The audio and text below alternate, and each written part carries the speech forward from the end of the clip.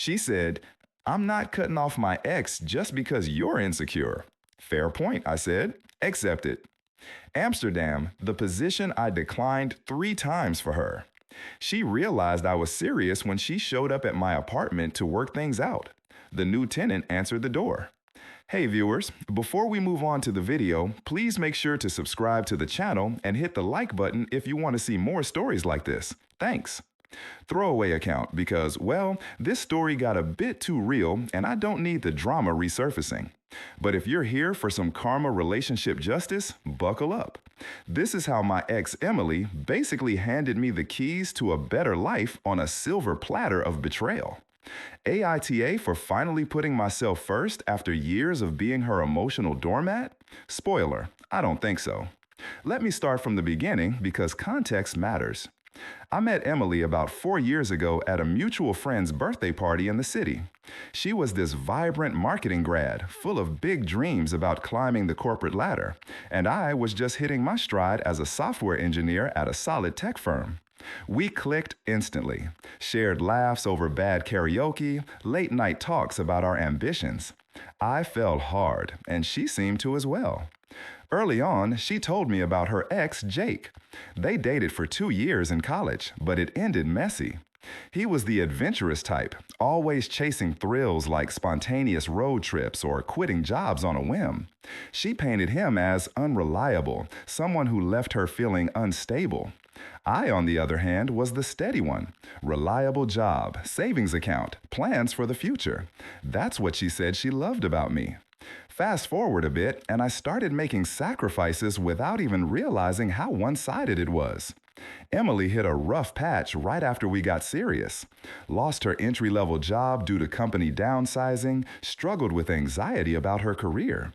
I stepped up, covered her rent for a few months while she job hunted, helped her polish her resume, even connected her with some contacts in my network.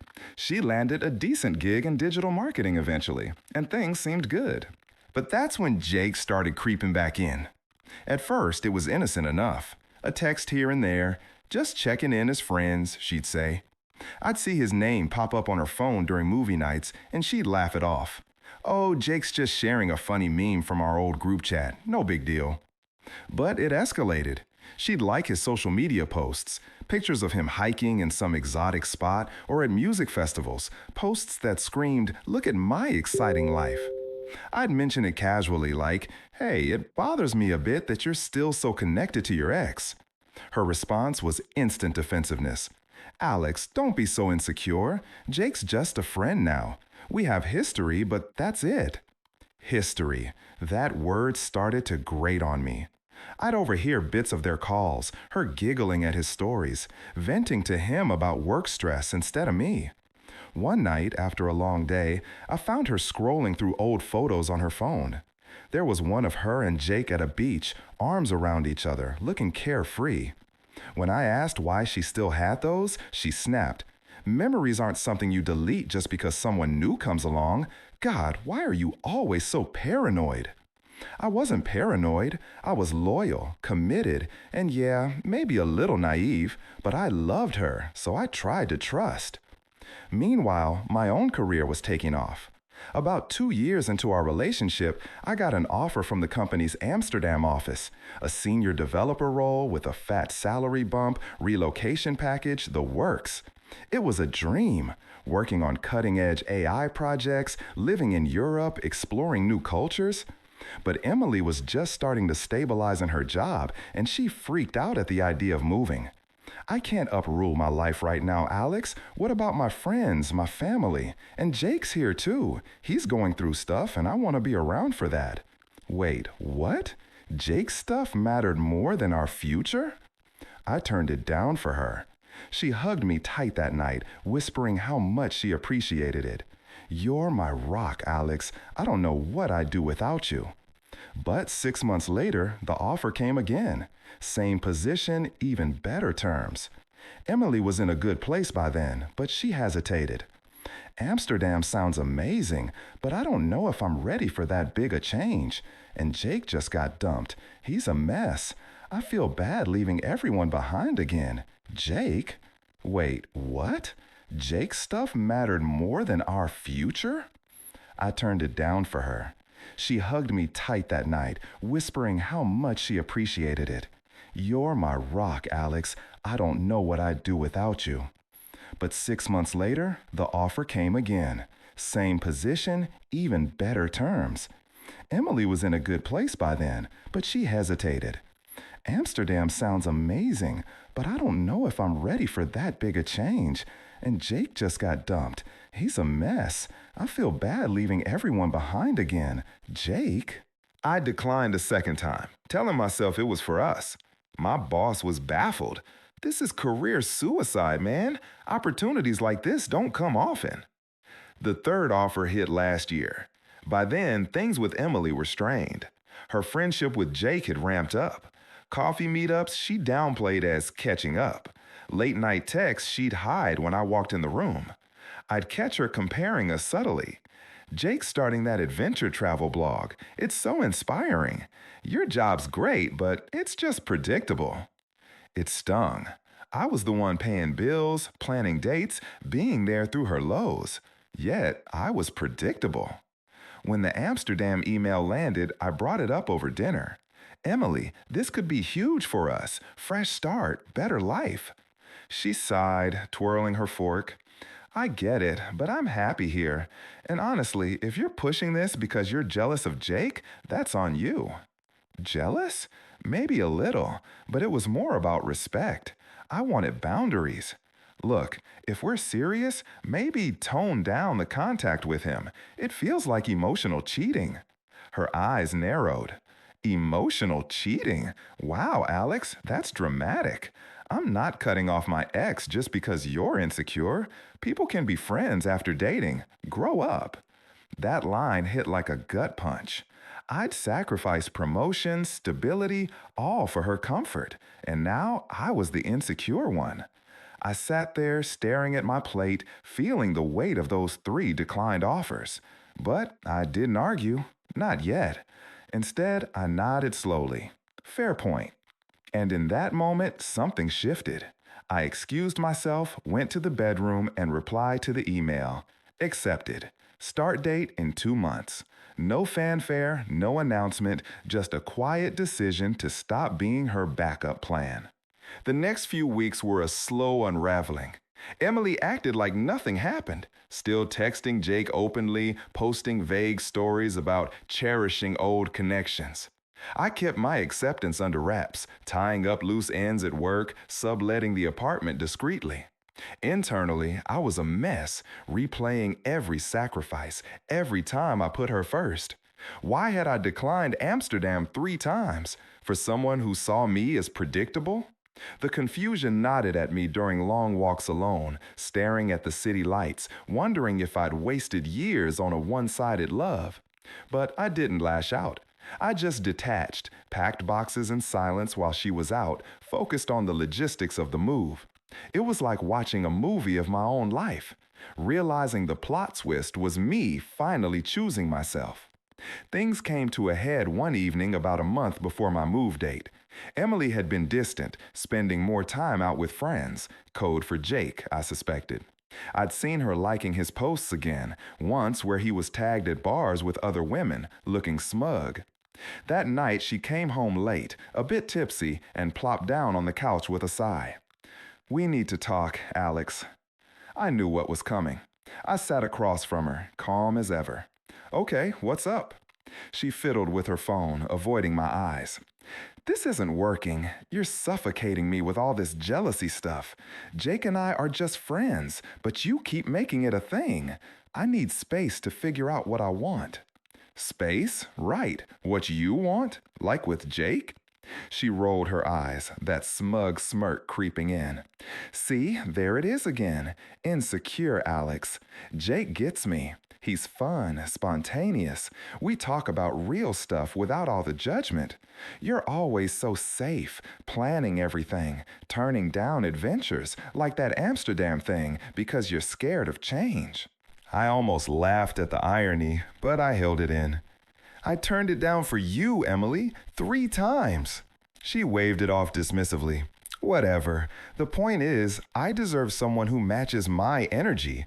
Jake's not perfect, but at least he doesn't clip my wings. I'm not saying I'm running back to him, but yeah, we're hanging out more. It's platonic mostly, but you're holding me back. Her words were like knives twisted with that entitled logic. So you're choosing his friendship over us? God, why does it have to be a choice? But if you're forcing it, then yes. I'm not cutting him off just because you're threatened. That's manipulative, Alex. Manipulative from the woman who'd guilt me into staying put while flirting with her ex. She leaned back, crossing her arms, looking so sure of herself. I think we should take a break, maybe permanent. I'll crash at a friend's tonight. Give you time to think about how controlling you've been. I didn't beg, didn't raise my voice, just looked at her steadily. Fair point. If that's what you want, go ahead. She blinked like she expected a fight. Wait, that's it? No, please stay. You're just okay with this? What do you want me to say, Emily? You've made your choice clear. She huffed, grabbing her bag. Fine, whatever. You'll regret this when you realize no one's putting up with your boring routine. And with that, she stormed out, slamming the door. I heard her muttering something about finally being free. As she left alone in the apartment, the silence hit hard. I poured a drink, sat on the balcony, and let the unfairness wash over me. Years of loyalty dismissed as controlling, sacrifices thrown back in my face. Part of me wanted to call her, explain the Amsterdam thing, make her see what she'd lost. But no, that would be begging, and I was done. Instead, I texted my boss, "Move is on, wrapping up here." Then I blocked her number, not out of spite, but to protect my peace. The next day, I listed the apartment fully, packed the rest of my stuff, and started saying quiet goodbyes to friends. No drama, no social media rants, just forward motion. But the confusion lingered, nights staring at the ceiling, replaying her justifications. How had her platonic friendship turned into this? Was I really the insecure one, or had she been manipulating me all along? It felt outrageous, undeserved after everything I'd given. I journaled a bit, talked to a therapist friend anonymously. "You're not crazy," he said. "That's classic emotional abandonment." It helped, but the pain was real. I let it breathe, didn't rush to get over it. Amsterdam loomed like a lifeline, a chance to rebuild from the ashes of her betrayal. I didn't disappear overnight. It took planning. With the move 2 weeks away, I focused on tying up loose ends, shipped my essentials ahead, handed off projects at work, even hit the gym more to clear my head. Internally, the shift was happening, from vulnerable and questioning everything to a quiet resolve. This is my life, I told myself in the mirror, not hers to dictate anymore. Emily tried reaching out a couple of days after the breakup, probably expecting me to chase. A text from a mutual friend's phone. "Hey, it's Em. My phone's acting up. Can we talk? I didn't mean for things to end like that." I didn't respond. Then an email. "Alex, come on, you're being childish. Let's meet and sort this out maturely." Still nothing from me. I was done. Engaging. Word got around through friends. One messaged me, "Dude, Emily's telling everyone you overreacted about Jake. Says you're ghosting her out of spite. Let her spin it." I kept my responses neutral. We wanted different things. Wish her well. No bad-mouthing. No details about Amsterdam. That was mine. The day before my flight, I handed the keys to the new tenant, a quiet grad student I'd found through a listing. "Place is yours now. Good luck," he nodded, oblivious to the backstory. I crashed at a hotel near the airport, feeling a mix of nerves and freedom. For the first time in years, I wasn't planning around someone else. Landing in Amsterdam was surreal. The canals, the bikes everywhere, the fresh start. My new team welcomed me with open arms. Dinners out, tips on neighborhoods. The job challenging but rewarding, diving into projects I'd only dreamed of back home. I rented a cozy apartment overlooking a park, started exploring museums on weekends, even picked up some Dutch phrases. The confusion faded into clarity. I'd been holding myself back for her. Now I was free. Friends back home kept me loosely updated, though I didn't pry.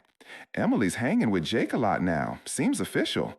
Good for them, I thought genuinely at first. But as weeks turned to months, my internal voice strengthened. No more what ifs, just gratitude for the push I needed. That's when karma started rolling in. Slow at first, then like a freight train. I didn't seek it out, didn't stalk her socials or pump friends for info, but bits trickled through mutuals who felt bad keeping it from me. About a month into my Amsterdam life, a buddy from back home messaged, "Hey man, thought you should know Emily and Jake are a thing now. She's posting pics of them at some festival looking all loved up." I chuckled at my desk, sipping coffee overlooking the canals. Predictable indeed, but the shine wore off quick. Turns out Jake's adventurous side came with baggage. From what I pieced together via sporadic updates, he was drowning in debt. Credit cards maxed from those spontaneous trips. No steady job beyond gig work. Emily, fresh off our breakup, quit her marketing role impulsively to join him on the road, dreaming of that travel blog life she'd gushed about. Bad move. They bounced around for a bit, her funding most of it from savings I'd helped her build. Friends started distancing. Our mutual circle saw through her spin, especially after one overheard her trash-talking me at a gathering. Alex was too safe. Jake's real passion. Then the crack showed. Jake got volatile during a trip. Arguments over money, him flirting with others right in front of her. She confided in a friend who relayed, "Emily's a mess." Jake bailed on her in some random town, left her with the hotel bill, said he needed space. Sound familiar? Irony at its finest. She scrambled back home jobless, dipping into credit just to cover rent. Her social media shifted from smug couple shots to vague posts about growth through pain and learning from mistakes. One mutual said her family was fed up too. Her sister, always the enabler, even admitted she's spiraling. Jake used her and ghosted. Professionally, it tanked. Without her network, which I'd helped cultivate, landing gigs proved tough. She applied to a few places but got rejections. Word was her abrupt quit raised red flags. Isolation set in. Friends who defended her freedom now sided with the truth. She'd emotionally ditched a good guy for a flake. One update hit particularly hard for her. A former colleague mentioned my Amsterdam move in a group chat she was still in. Alex is killing it overseas. Senior role, traveling Europe on weekends? Her response? Radio silence. Then unfollows all around. I didn't gloat, didn't need to. Sitting in my new apartment, hosting a small dinner with coworkers, I felt the reversal. Her downfall wasn't some dramatic explosion. It was realistic, earned from her choices. Broke, alone, reputation frayed. Meanwhile, I was thriving. Promotion talks at work, weekend trips to Paris, even dipping into dating apps casually. No serious attachments yet, but the freedom was liberating. Karma didn't just hit, it highlighted how far I'd come from that predictable label. She discarded me like a safety net, only to find the ground rushing up. Her attempts to crawl back started subtle, then snowballed into desperation. First, about 3 months post-breakup, an email slipped through, my work email, since I blocked her personal. "Alex, hey, heard you're in Amsterdam now. That's wow. Congrats, I guess. Look, I know things ended badly, but I miss talking. Jake was a mistake. He's not who I thought. Can we chat? Just as friends." I read it at a cafe. Bike traffic buzzing outside. No sympathy stirred. She'd called me insecure for wanting boundaries. Yet here she was, after her spontaneous fling imploded. I messed up big time. Jake turned out abusive, controlling. He isolated me from everyone. Sound familiar? Wait, no, that was unfair. But I see now how good you were. Let's meet. I could visit Amsterdam. We can start over. Her hypocrisy hung thick. Now she wanted the safe life she'd mocked. I set my glass down, voice steady, detached as ever. You said your piece, but that chapter's closed. I've built something here. New role, new city, new perspective. You're not part of it anymore. She teared up, anger flickering. That's it? After everything, you're just done? I begged Alex. My family's furious with you. Lisa says you're cruel. Tell them hi, I said flatly. No bite, just fact. Neither do yours, honestly. I've moved on, literally and figuratively. You're irrelevant to my happiness now. She stared, realizing the reversal. Me thriving, her desperate roles flipped. Guests nearby whispered her failure on display against my quiet success. She muttered, "You'll regret this," but turned away, shoulders slumped. I rejoined the group, toasting the bride. Free evolved, her a fading echo. Back in Amsterdam, life hummed on. Promotion sealed, dates turning promising, zero backward glances. Karma delivered. I just accepted the upgrade. Thanks for watching. Make sure to subscribe to the channel and hit the like button. What do you think about this story? Share it in the comments.